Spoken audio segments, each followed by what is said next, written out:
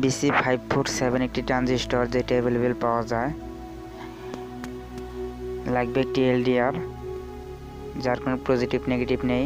লাগবে 10K resistor, 1K resistor 1 piece,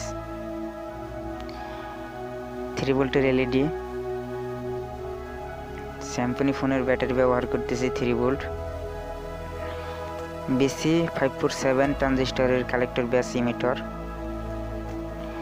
LED negative and positive. LED negative soldering করলাম ট্রানজিস্টরের ইমিটারের সাথে। এখন 1K রেজিস্টর সোল্ডারিং করব ট্রানজিস্টরের ব্যাজের সাথে। এখন 10K রেজিস্টর সোল্ডারিং করব LED positive and 1K resistor.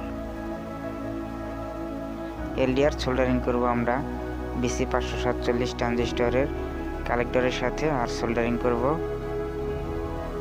রেজিস্টরের সাথে।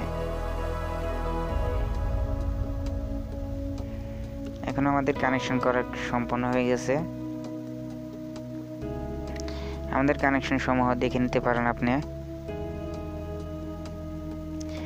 এখনকার ব্যাটারি পজিটিভ কানেকশন করব, ব্যাটারি নেগেটিভ কানেকশন। আমাদের লাইটটা এখন জ্বলে গেছে। এখন আমাদেরকে যেটা করতে হবে, LDR এর উপরে লাইটিং এর আলো ফালাতে হবে। লাইটিং এর আলো স্পর্শ করলে আমাদের লাইটটি অটোমেটিক অফ হবে, আবার আলো ছাড়ালেই আমাদের লাইটটি অটোমেটিক অন হবে।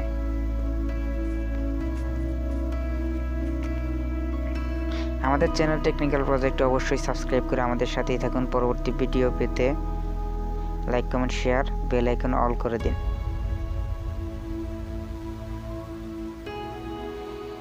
আমাদের সার্কিটটি কাজ করতেছে।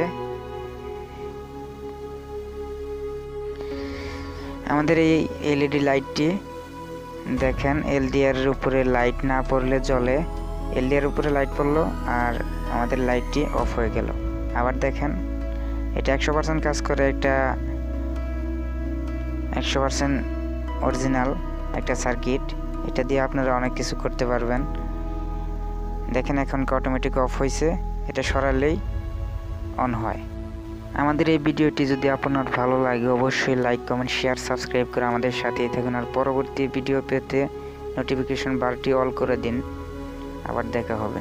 সে পর্যন্ত ভালো থাকুন, সুস্থ থাকুন।